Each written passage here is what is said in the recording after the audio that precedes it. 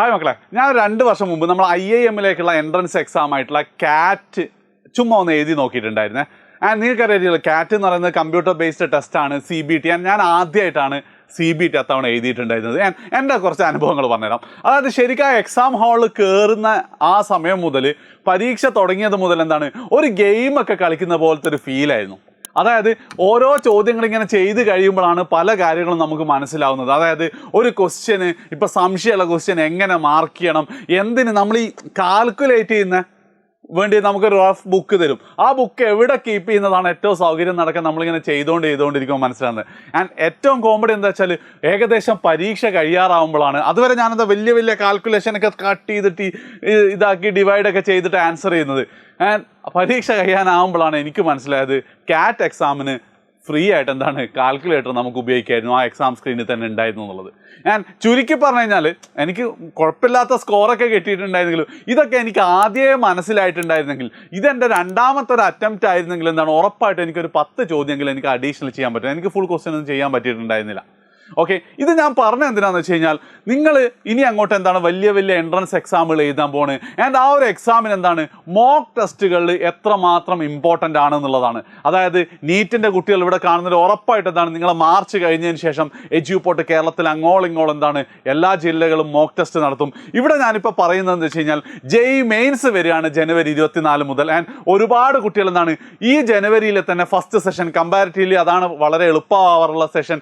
ആ സെഷനിൽ എന്താണ് വേഗം എഴുതി നല്ല മിനിമം NIT-യിൽ നല്ലൊരു ബ്രാഞ്ച് ഉറപ്പിക്കണം എന്ന് ആഗ്രഹിക്കുന്ന ഒരുപാട് കുട്ടികളുണ്ട്. അപ്പോൾ നിങ്ങൾക്ക് വേണ്ടി എന്താണ് കേരളത്തിലെ 7 ജില്ലകളിലായിട്ട് നമ്മളൊരു മോക്ക് ടെസ്റ്റ് നടത്താൻ പോവാണ്.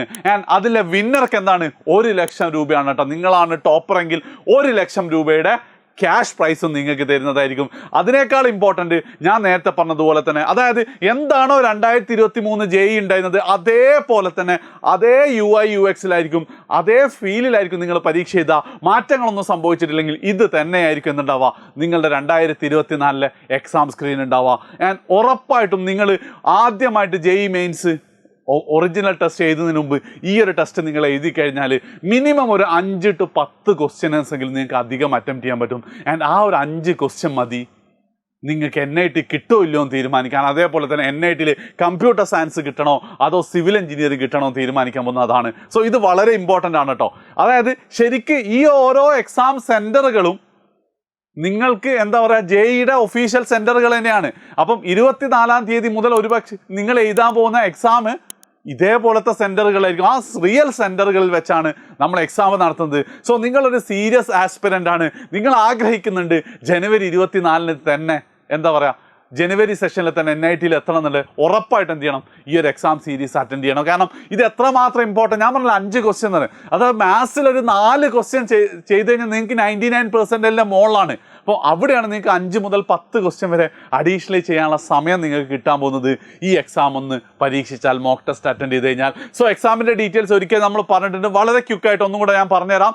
എന്താണ് കേരളത്തിലെ 7 നഗരങ്ങളിൽ നമ്മൾ ചെയ്യുന്നുണ്ട്, 7 ജില്ലകളിൽ കണ്ണൂരും കോഴിക്കോടും മലപ്പുറത്തും 2 ദിവസങ്ങളിലായിട്ട് ജനുവരി 13, 14 ശനി ഞായർ ദിവസങ്ങളിലായിട്ടുണ്ടാവും.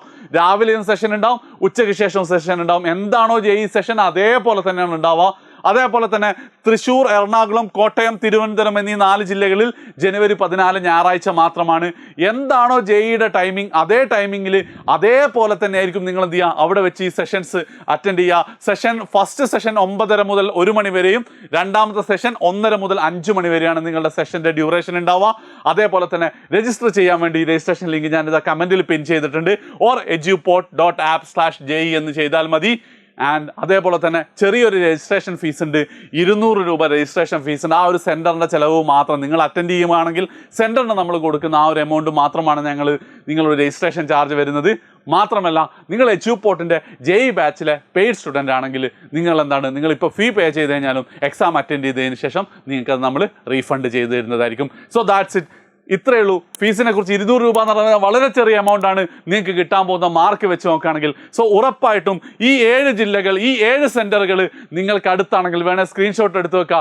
ഒരു 2 മണിക്കൂറിനുള്ളിൽ നിങ്ങൾക്ക് ഈ 7 സെൻറ്ററിൽ എവിടെയെങ്കിലും എത്തിപ്പെടാൻ പറ്റുകയാണെങ്കിൽ ഉറപ്പായിട്ടും ജനുവരി 13 അല്ലെങ്കിൽ 14 നിങ്ങൾ ഈ എക്സാം അറ്റൻഡ് ചെയ്യണം. സോ അത്രമാത്രം ഇമ്പോർട്ടൻ്റ് ആണ്. നിങ്ങൾ എന്ത് ചെയ്യുക, ഒന്ന് കമൻറ്റ് ചെയ്യുക നിങ്ങൾക്ക് ജനുവരിയിലെ സെഷൻ കിട്ടണോ വേണ്ടോ എന്നുള്ള ആഗ്രഹം ഉണ്ടോ ഇല്ലയോ എന്നുള്ളത്. That's it. ബൈ.